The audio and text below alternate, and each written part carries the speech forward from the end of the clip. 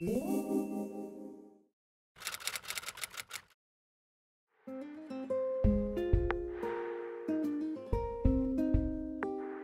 à tous et à toutes d'être venus m'écouter. Donc, comme je disais tout à l'heure, moi j'ai plutôt l'habitude de parler de volcans quand je fais des conférences grand public de vulgarisation. Je parle de volcans, de volcanisme, d'éruptions, etc.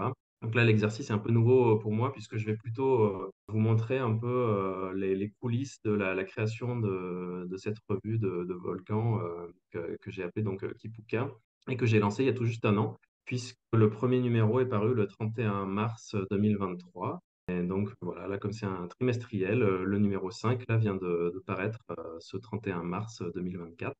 Et donc je vais revenir sur cette année d'aventure éditoriale et d'abord avec un petit peu sur la genèse de ce projet. Donc c'est une idée qui m'est venue progressivement au cours de l'année 2020, donc qui était ma dernière année de thèse puisque j'ai soutenu en février 2021 qui était une année assez horrible puisque c'était l'année du Covid, des confinements, etc. Et donc j'ai fini ma thèse à la maison et puis pendant cette année, j'ai commencé à me dire que j'avais pas forcément envie de poursuivre dans le monde académique, de la recherche et de l'enseignement, mais que j'avais plutôt envie de parler de volcans au grand public. Et donc, comme Gaëtan l'a mentionné, j'avais donc une première carrière de journalisme dans un domaine qui avait rien à voir avec la science. Puis, du coup, au cours de ma thèse, j'ai fait un peu de science. Et donc, j'ai commencé à concevoir ce projet de mélanger en quelque sorte ces deux parcours et donc de m'orienter plutôt vers le journalisme scientifique. Donc, au début, quand j'ai commencé à penser à ça, je pensais proposer mes articles à droite, à gauche, en tant que pigiste, c'est-à-dire des journalistes freelance liés à l'article.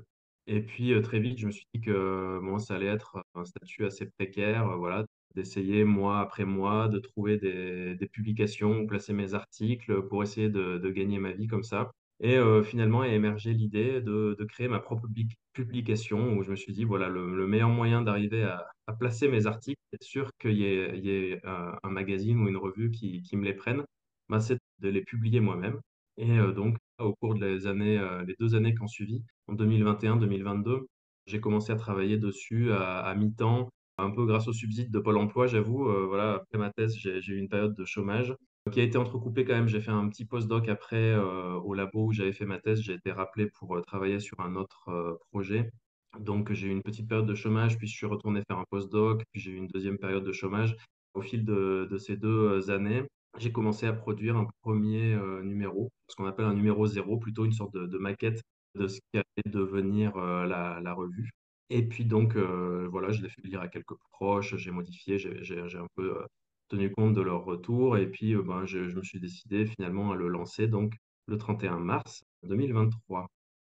D'abord, je vous ai mis ici une diapo pour vous dire que c'est pas du tout une idée originale, en fait, ce projet de publication consacré aux volcans, puisqu'il y a déjà eu un magazine qui parlait de volcans, qui s'appelait Éruption, qui a paru pendant 7 ans dans les années 2000. Il y a eu une trentaine de numéros. Moi, je les ai tous à la maison, évidemment. J'ai toute la collection. Et donc, c'était un peu mon modèle. Voilà. Quand je me suis lancé dans ce projet, mon idée, c'était un peu de faire une sorte de successeur spirituel de Éruption, qui avait d'ailleurs déjà été lancé à l'époque par un ancien doctorant du laboratoire Magma et Volcan où j'ai fait ma thèse. Je mentionne aussi en passant qu'il y a aussi une autre publication qui parle de volcans. C'est le bulletin de l'Association volcanologique européenne, donc ce qu'on appelle LAV. Alors le E est là, surtout pour l'acronyme, c'est plus français que européen en vrai. Il publie un bulletin chaque trimestre, mais bon, qui est assez différent de ce que faisait Éruption et qui est aussi assez différent de ce que je fais dans Kipuka, mais qui est très bien aussi, hein. Moi, je fais partie de l'association LAV, bien sûr. Je suis adhérent à l'association, je reçois le bulletin et je le lis avec grand plaisir chaque trimestre. Mais bon, c'est deux propositions éditoriales un peu différentes. Je vais vous présenter plus en détail justement en quoi consiste le contenu de Tipuca. Donc, c'est une revue de vulgarisation scientifique, donc comme on l'a dit, consacrée aux volcans. Mon modèle aussi, c'est un peu, je voudrais être l'équivalent au volcan de ce que ciel et espace est à l'astronomie. Alors, j'en suis loin, hein, bien sûr, je dis ça en toute modestie. Je suis très loin d'être aussi qualitatif qu'une revue comme Ciel et Espace, mais disons que c'est un peu un des modèles vers lesquels j'essaye de tendre. une revue sur un créneau spécifique de la science, pas une revue généraliste, style Science et Vie, Epsilon, etc., mais voilà, une revue dédiée à une discipline scientifique. Je m'inspire aussi de revues comme Espèce, une revue de sciences naturelles que j'aime beaucoup, à laquelle je suis abonné. J'aime bien Relief aussi, j'aime bien bon, plein de choses. J'ai acheté évidemment des tas de revues quand je me suis lancé dans ce projet pour voir un peu ce qui se faisait à droite à gauche, pour voir un peu en termes de maquettes, en termes de contenu, en termes de rubriques, etc. Donc ça s'adresse avant tout aux passionnés de volcans, hein. C'est un marché un peu de niche, hein, j'en suis conscient. Ça peut aussi être destiné à des lycéens qui font de la SVT, ou des étudiants bien sûr en licence, en master, etc., à des bibliothèques universitaires. Et donc la ligne éditoriale, c'est de parler de volcans, mais pas seulement sous l'angle de la géologie. Alors évidemment, moi, en tant que volcanologue de formation, je parle quand même beaucoup de géologie, mais j'essaye d'aborder le volcan sous d'autres prismes, notamment le prisme de sciences humaines et sociales. Quand on parle de volcan, l'homme est jamais très loin, donc il y a de l'histoire, il y a de l'archéologie, il y a de l'art.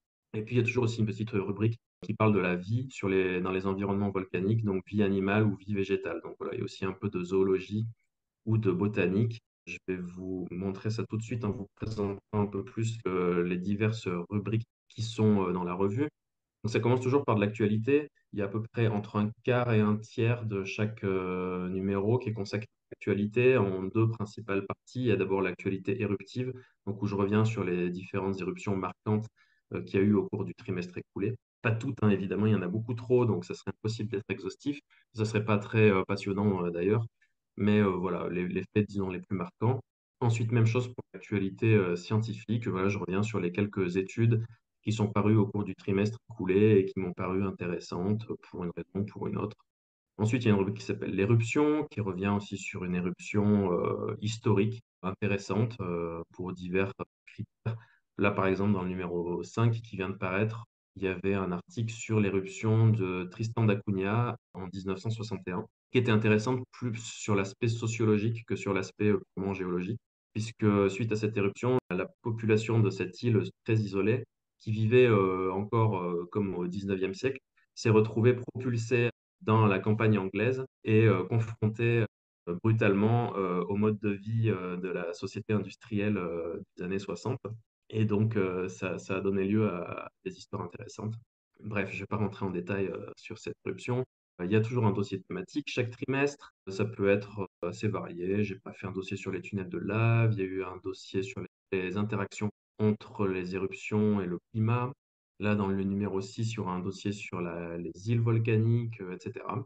Il y a une rubrique plutôt méthodologique. Ensuite, alors toutes les rubriques ne sont pas forcément présentes dans chaque numéro, hein. Il y a une dizaine ou une douzaine de rubriques différentes et j'arrive pas à rentrer chaque rubrique systématiquement dans chaque numéro.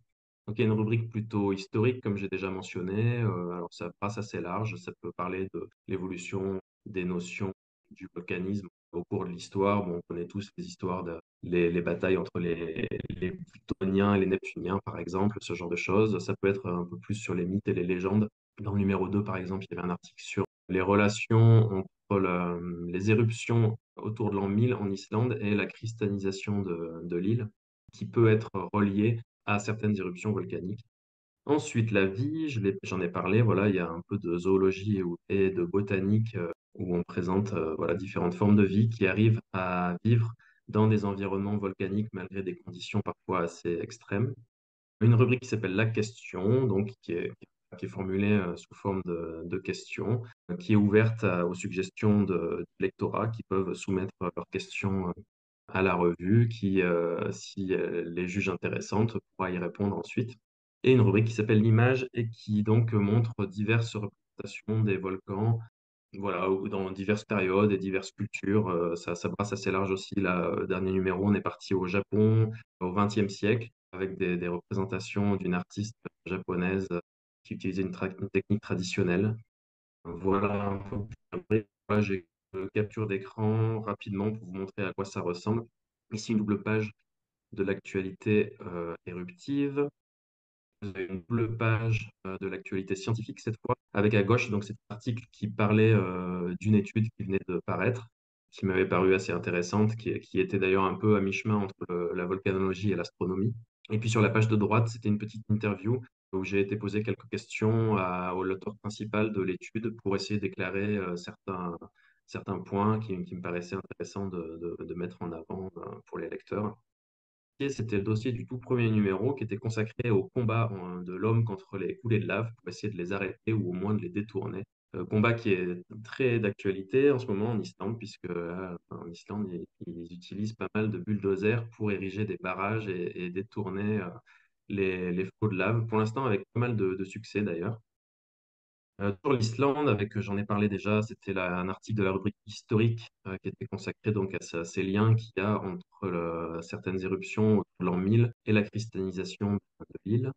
Et voilà un exemple là de la rubrique qui s'appelle La vie, qui était dans le numéro 2, je pense, consacré là à la colonisation des coulées de lave par la végétation au piton de la fournaise. Donc voilà, il y avait un botaniste réunionnais qui avait travaillé pas mal sur ces questions et puis d'autres auteurs aussi qui ont repris un peu ces travaux, avec notamment maintenant l'invasion du fil à eau sur les coulées de lave au de la fournaise. Et donc voilà, c'était un article qui résumait un peu nos connaissances en la matière. Donc là, on était plutôt dans une rubrique botanique. Et enfin, voilà un exemple de la question, c'était la question du numéro un là, qui répondait voilà, à cette question, pourquoi les volcans sont-ils plus grands sur Mars? Donc, où, je faisais un résumé des différents processus qui font que sur la planète Mars, on peut construire des édifices volcaniques beaucoup plus imposants que sur Terre. Voilà pour une petite présentation de l'intérieur de la revue. Et maintenant, après cette présentation de la revue, donc je vais rentrer un peu. Donc voilà, les outils, j'utilise essentiellement des outils libres par conviction plus que par souci économique, même si c'est sûr que vu le prix des licences Adobe, les outils libres seront les bienvenus aussi pour des raisons économiques. Mais bon, moi, ça fait longtemps que je suis un convaincu du libre, donc voilà, par conviction, j'utilise toute une suite de logiciels libres pour produire la revue, donc ben, LibreOffice pour écrire les textes. Je me sers de GIMP pour les images matricielles, Inkscape pour les images vectorielles, et puis je mets tout ça en page sous Scribus. Et donc, je produis un PDF que j'envoie ensuite à l'imprimeur pour l'impression. J'en profite du coup pour dire que mes textes aussi sont diffusés sous une licence Creative Commons. Et les images, alors pas toutes. Alors les images, elles sont pas de moi, hein. J'essaye d'utiliser au maximum des images libres de droit ou Creative Commons que je trouve sur diverses sources. J'ai quand même un petit budget chaque trimestre photo. Donc je fais aussi appel à quelques photographes professionnels à qui j'achète les droits d'impression de leurs images. Il y a quand même quelques images qui sont issues de photographes pros et qui donc sont pas reproductibles en l'état pour quelqu'un qui voudrait effectivement reproduire un de mes articles. Il peut pour les textes et il peut pour beaucoup d'images et de figures, mais pas forcément tout.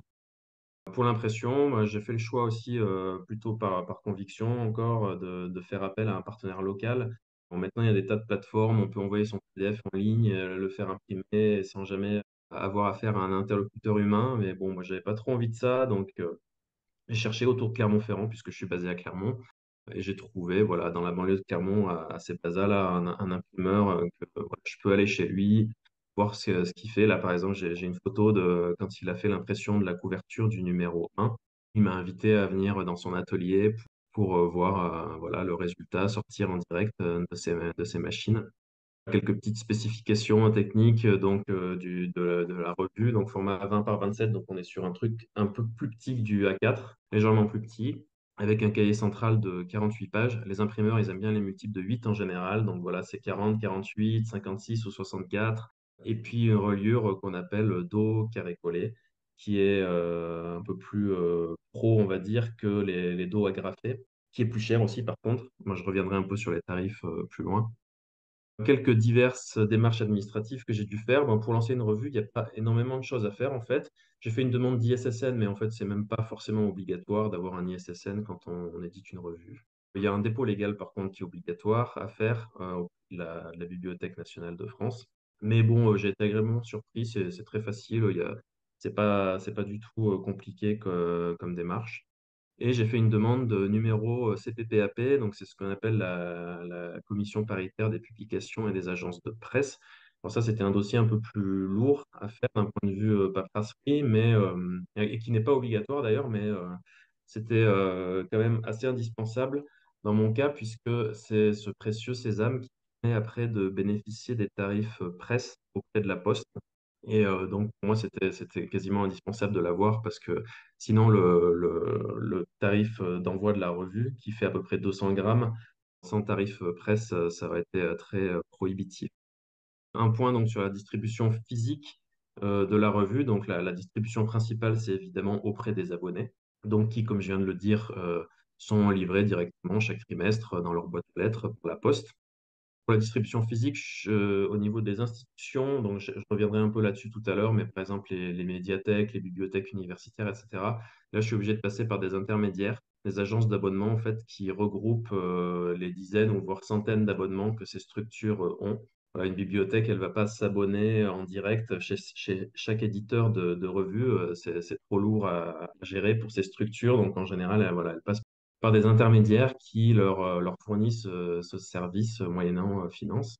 Et donc, pour toucher ce marché, je suis un peu obligé d'être là-dessus. Il n'y a pas longtemps, j'ai commencé à développer un peu la distribution physique en librairie aussi. Alors, c'est très modeste. Pour l'instant, j'ai 4 librairies partenaires dans la région Auvergne qui diffusent Kipuka, la librairie emblématique de Clermont-Ferrand qui s'appelle la librairie Les Volcans. Donc voilà, c'était évident de diffuser une revue de Volcan à la librairie Les Volcans. Cournon, Rion, c'est des villes qui sont dans la grande banlieue de Clermont, on va dire, et puis dans Aurillac, dans le Cantal où j'avais des contacts parce que j'y ai vécu pendant quelques années. Et puis, bon, le Cantal, c'est quand même une terre volcanique s'il en est. Donc, voilà, ça faisait aussi du sens d'être présent là-bas.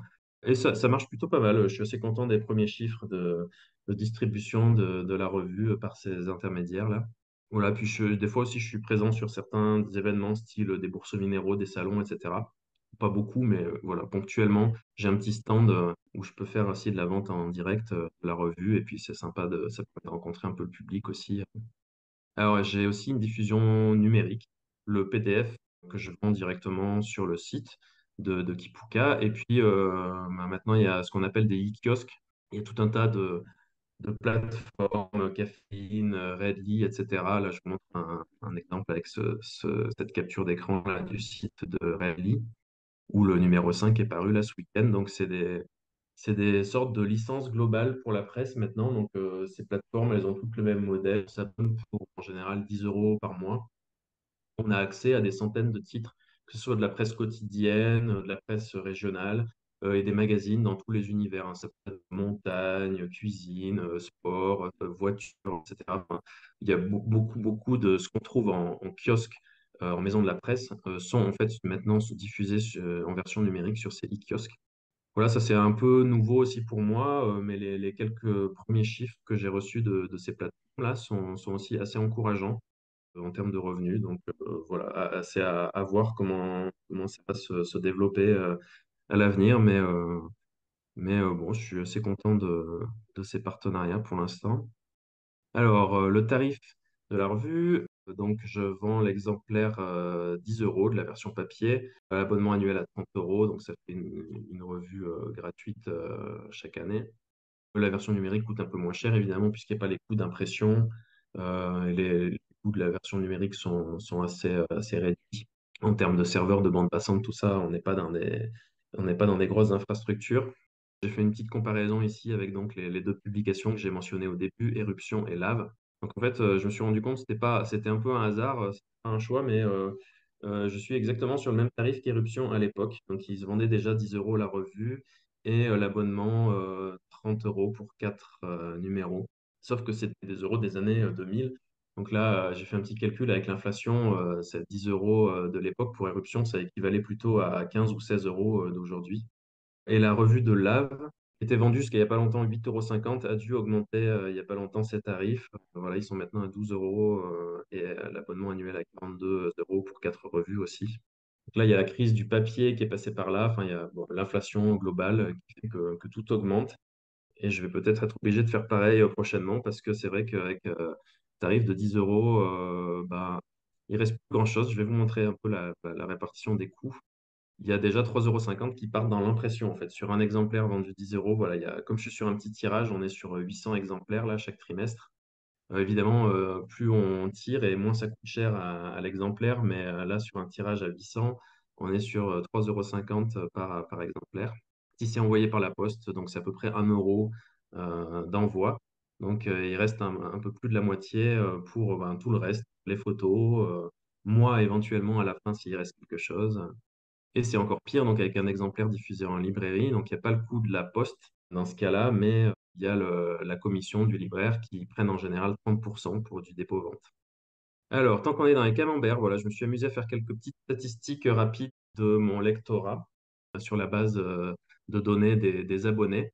Alors, j'ai regardé d'abord la répartition par genre basée sur les prénoms des abonnés. Donc, c'est pas forcément très, très fiable, mais ça donne une bonne indication quand même de qui sont les abonnés. Donc, sur la base des prénoms, j'ai à peu près 30% de femmes et 70% d'hommes.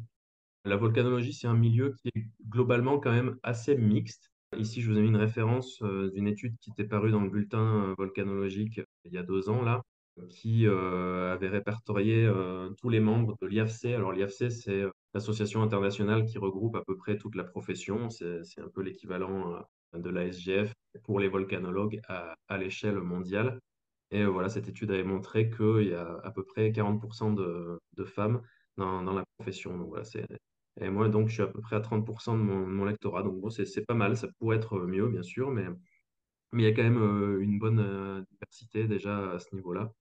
Ici, je vous ai mis la répartition par lieu géographique des abonnés. Donc, j'ai déjà 15% d'abonnés à l'étranger. Donc, ça, c'est plutôt pas mal. Je suis assez content d'avoir réussi à percer déjà un petit peu à l'international, même si ça reste modeste.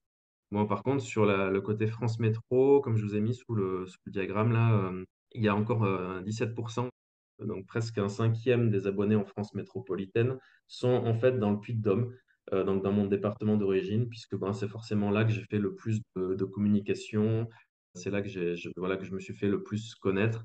Il y a encore beaucoup de mes lecteurs qui sont vraiment à l'échelle locale. Donc ça, c'est une des perspectives pour l'avenir, c'est d'essayer de développer un peu plus le lectorat dans d'autres régions. Même si forcément, à Clermont, bon, on vit au pied des volcans, donc c'est aussi là qu'il y a potentiellement le plus de gens intéressés par une revue qui parle de volcans. Mais bon, et quelques gens dans les dom-toms, bien sûr, puisque que ce soit Guadeloupe, Martinique ou Réunion, ben, on est dans des terres volcaniques, actives en plus. Donc voilà, il y a aussi quelques abonnés dans les dom-toms. Alors, dans la slide suivante, dans la diapo, pardon, je vais vous détailler ces 15% d'étrangers. Et vous voyez que dans les 15% d'abonnés à l'étranger, on est essentiellement sur le monde de nos voisins francophones, avec un avantage net à la Belgique par rapport à la Suisse. Mais voilà, le gros des troupes viennent de Belgique et de Suisse. Mais bon, dans le tiers restant, il y a quand même des abonnés assez lointains. J'ai des abonnés aux États-Unis, j'ai un Polonais. Il n'y a pas longtemps, j'ai eu un abonné en Thaïlande, qui est un expatrié francophone, hein. Bien sûr, la revue étant écrite en français, ce sont en général des Français expatriés à l'étranger qui s'abonnent. Je bénéficie du tarif postal qui s'appelle livre et brochure, que peu de gens connaissent, mais il y a un tarif dédié à la diffusion de la culture scientifique francophone à l'étranger. Donc, quand on envoie un livre ou une brochure à l'étranger, on peut aller au guichet et demander au guichet, au postier, de bénéficier de ce tarif livre et brochure qui est vraiment très, très, très économique, qui est vraiment super intéressant. En fait, en Europe, ça me coûte pas plus cher d'envoyer en Europe qu'en France grâce à ce tarif livre et brochure. À l'étranger, c'est un peu plus cher. On est autour d'1,80 € pour 200 grammes pour le reste du monde, mais ce qui est ridicule comparé au tarif habituel. Donc voilà, sachez-le, si vous avez des livres ou des brochures à envoyer à l'étranger un jour, il suffit d'aller au guichet avec l'enveloppe ouverte pour qu'ils puissent vérifier que c'est bien un livre ou une brochure. Et ensuite, voilà, ils font bénéficier de ce tarif et ils cachètent ensuite l'enveloppe eux-mêmes. Et pour finir, un petit camembert sur le type d'abonné, donc là où je fais la distinction entre les particuliers et les institutionnels, et où on voit qu'il y a encore beaucoup de chemin à faire, effectivement, pour percer auprès du public institutionnel, qui représente vraiment une fraction infime du lectorat à l'heure actuelle, parce que, bon, comme j'ai déjà un peu mentionné tout à l'heure, c'est des gens il faut passer par des prestataires intermédiaires. Il faut aussi, pour tout ce qui est public, être présent sur un portail qui s'appelle Chorus Pro pour pouvoir facturer les entités publiques, style bibliothèque universitaire, etc. Bon, je vous passe les détails de ces enquiquineries administratives, mais voilà, ça m'a demandé pas mal d'efforts. Alors maintenant, justement, que j'ai accompli toutes ces démarches, ça commence à être un peu plus facile d'accéder à ces marchés. Et du coup, là, je pense que ça, c'est quelque chose qui va se développer là, dans les mois et les années à venir. Voilà, essayer d'avoir plus de BU, plus de médiathèques, etc., qui s'abonnent à la revue. Je vous ai mis quelques exemples en bas des institutions qui sont abonnées. Bon, Vulcania, évidemment, un musée aussi qui s'est abonné récemment, deux clubs de minéralogie, etc. Un exemple de ça, ben, un ami m'a envoyé ça il n'y a pas longtemps. C'était à la médiathèque d'Aurillac, qui fait donc partie des médiathèques qui sont abonnées à la revue. Donc, il m'a pris une photo du présentoir à revue de la médiathèque où il y avait le numéro 4 là, de Kipuka qui venait d'arriver. Donc voilà, ça me fait plaisir forcément de voir ma revue qui commence à se diffuser dans des lieux comme ça où ça peut toucher potentiellement plus de lecteurs aussi. Et pour toucher plus de lecteurs, bah voilà, la communication, c'est le nerf de la guerre. Alors moi, c'est pas ma formation du tout à l'origine, c'est pas mon métier, c'est très chronophage pour des résultats parfois un peu décevants, mais bon, voilà, j'ai quand même essayé de faire pas mal de communication pour me faire connaître en envoyant des communiqués de presse et des revues un peu partout, à des médias, que ce soit régionaux, nationaux, à des médias généralistes, à des médias spécialisés. Je vous ai mis ici une petite liste des divers relais médiatiques que j'ai eus. Alors, c'est pas exhaustif, il doit en manquer quelques-uns, mais disons que les principaux. Moi, j'étais très content d'avoir Le Monde, évidemment, qui a parlé de Kipuka dans son supplément Sciences et Médecine. Le Sommaire Hebdo, c'est un média plutôt régional sur le département du Puy-de-Dôme. Le connecteur Mediacoop, pareil, ce sont des médias locaux. France Bleu, Auvergne, je suis passé sur leur antenne aussi au lancement du numéro 1. Et puis des médias un peu plus spécialisés. J'ai eu un article dans la revue Le Pain Minéral, un article dans le bulletin de l'Association des profs de biologie, géologie, un article dans Géochronique, édité par la SGF bien sûr, et un article dans la revue des revues. Donc voilà, j'ai quand même eu pas mal de relais médiatiques suite à tous ces efforts de communication que j'ai faits. Bon, ici, c'est juste quelques extraits de ces articles. Bon, c'est pas pour me faire mousser, c'est juste que bon, ça fait forcément toujours plaisir d'avoir des critiques positives. Donc, c'est une très bonne motivation pour continuer ce projet. Voilà, les retours de lecteurs et des journalistes, c'est essentiel pour garder la motivation et continuer à avancer. Donc, chaque fois que j'ai eu des échos élogieux, j'étais forcément content. Par exemple, Monsieur Masque qui avait écrit dans Géochronique que la brochure était attrayante tant par l'image que par le commentaire, etc. Bon, voilà, c'est des retours qui font plaisir, évidemment. Et toujours dans les actions de communication. Donc, je donne en général, comme je disais en introduction, des conférences plutôt grand public sur les volcans, le phénomène volcanique. Donc, cette année, là, j'en avais deux qui étaient en tournée, si on peut dire. Donc, une sur les interactions volcan-climat et une plutôt sur le volcan et le vivant. Donc, voilà, j'ai donné des conférences cette année-là dans des structures style Université du Temps Libre, sur des événements comme des bourses aux minéraux, etc. Donc, ça me permet de voyager. Je suis quand même parti à Genève là récemment pour une conférence. J'ai fait l'Ardèche en février. À l'automne, j'étais à Béziers, j'ai fait Aubagne aussi, l'Université du Temps Libre d'Aubagne, etc. C'est toujours sympa, ça permet de rencontrer le public. Et puis, bah, à la fin de la conférence, le conférencier, il a toujours droit à un petit coin de table pour vendre ses ouvrages. Donc voilà, ça me permet aussi de faire découvrir la revue par ce biais-là. Enfin, ça, c'est quelque chose, c'est une activité que je fais avant tout par plaisir, parce que j'aime parler de volcans au public.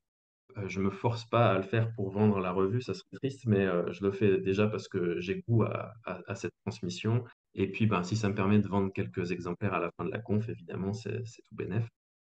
Ah oui, j'ai participé aussi à quelques manifestations. J'ai fait un festival là, qui s'appelle Rencontre Montagne et Sciences, qui a lieu chaque année à Clermont, où j'ai fait une petite intervention pour parler de la situation en Islande. J'ai fait des interventions dans des écoles. Là. La semaine prochaine, je vais dans une classe de CM1, CM2 pour leur montrer des cailloux. Je leur amène un peu ma collection de roches volcaniques et puis on essaie de deviner ensemble comment elles se forment, qu'est-ce que l'aspect de la roche nous raconte sur son processus de formation, etc. Donc ça, c'est le genre d'action que je fais en parallèle de la revue. Bon, euh, parce que j'aime ça avant tout et puis bah, parce que ça me permet aussi de me faire connaître et de me faire un peu de publicité. Ouais. Et puis voilà, je vais finir du coup avec quand même un peu de perspective suite à ce petit bilan de l'année écoulée. J'ai une nouvelle rubrique qui va arriver bientôt où je vais suivre des volcanologues, que ce soit sur le terrain lors de leur campagne, lors de missions de terrain, ou ça peut être aussi dans les labos pour montrer un peu qu'est-ce qu'ils font dans les labos, quel type de machines ils utilisent, quelles analyses, etc. Donc, je vais commencer essentiellement avec des copains de ma promo de thèse qui sont un peu partout aujourd'hui. Alors, il y en a qui font des missions sur le Sakurajima au Japon. Il y en a un autre qui va partir en mission bientôt à Vulcano, dans les îles éoliennes. Donc, voilà, je vais essayer soit de les suivre directement sur le terrain, soit si je peux pas, ils vont me faire des comptes rendus de leur mission dans la revue. Voilà, donc ça, c'est quelque chose que j'ai bien envie de faire pour montrer voilà, vraiment comment la science se fait un peu dans les coulisses. J'ai des propositions de collaboration aussi pour des articles qui seront écrits par d'autres auteurs. Il y en a déjà eu un dans le numéro 3, il y avait un article qui n'était pas de moi. Et là, j'ai un doctorant, enfin un docteur, pardon, maintenant en histoire qui m'a proposé un article pour la rubrique historique. Il y a un limnologue aussi spécialiste des lacs méromictiques qui va peut-être faire un article sur le lac Pavin, qui est un mare auvergnat bien connu. Oui, j'ai pas parlé des illustrations. Dans le numéro 4, j'ai eu une collaboration intéressante avec une artiste lyonnaise qui a fait des illustrations magnifiques pour le dossier qui était consacré au tunnel de lave. Donc ça, c'était aussi une nouveauté. Voilà, avant, il y avait que de la photo ou des dessins anciens, on va dire, des anciennes représentations des volcans dans des vieux tableaux. Mais là, il y a vraiment une illustratrice qui a travaillé sur un article pour le numéro 4 et c'était vraiment une collaboration qui m'a bien plu. Et je vais essayer de développer aussi cet aspect pour les numéros à venir. Voilà, éventuellement augmenter la fréquence et ou la pagination parce que je suis toujours frustré. Chaque trimestre, j'arrive pas à faire rentrer tout ce que je voudrais faire rentrer en fait dans le 48 pages. On atteint vite la limite et même au chausse-pied, voilà, c'est compliqué. Donc, je suis toujours obligé de couper du contenu au montage quand je fais la mise en page. Et donc, voilà, je me sens un peu à l'étroit dans ce format. J'ai plein d'histoires à raconter. Et du coup, voilà, j'aimerais peut-être faire soit des numéros un peu plus épais, soit en faire plus par an. Je ne sais pas encore comment ça va se faire. Et voilà, pour finir, des perspectives plus sur l'aspect commercial, ben, je vais essayer de développer plus la distribution physique en librairie parce que ça m'a surpris, mais ça marche plutôt bien. Donc voilà, je vais essayer de contacter d'autres librairies, peut-être dans d'autres régions que l'Auvergne aussi, pour essayer d'avoir plus de points de vente physiques pour la revue. Voilà, essayer d'avoir des abonnés aussi davantage hors région Auvergne, même s'il y en a déjà bien sûr, mais voilà, je vais essayer de développer un peu plus le lectorat au niveau national et international toujours. Et toujours, voilà, ce problème du marché institutionnel là qui est en passe d'être résolu, j'espère, et qui va m'ouvrir les portes, voilà, des bibliothèques, des médiathèques et de tout ce marché qui pour moi devrait être un des principaux marchés d'une revue comme ça, mais qui a été très compliqué donc à percer pendant cette première année. Et voilà, j'ai pas envie de vivre de subsides, mais en attendant que tout ça se mette en place et que la revue trouve son lectorat et arrive, j'espère, à l'équilibre financier, j'ai aussi en parallèle la montée des dossiers pour avoir des aides. Il y a pas mal d'aides à la presse, notamment une aide du TNL, là, le Centre national du livre, qui chaque année donne des aides aux revues. Si vous feuilletez des revues style SPS ou d'autres, ou Relief ou plein de revues en fait que vous verrez souvent le logo du CNL apparaître quelque part dans ces revues parce que ce Centre national du livre les finance en partie via des subventions. Voilà, c'est malheureux, mais beaucoup de revues sont en fait obligées d'en passer par là pour survivre. Donc, bon, on verra. Tout ça, c'est encore en cours d'instruction, ces dossiers. Moi, j'aimerais bien vivre uniquement des abonnements, mais bon, pour l'instant, j'en ai pas encore assez pour que le projet soit viable financièrement. Donc, en attendant, voilà, je vais faire appel aussi à ces aides. Et je pense que j'en ai fini. D'ailleurs, je vois que l'heure a bien tourné, donc il est peut-être temps que je m'arrête et qu'on passe bah, aux questions si vous en avez.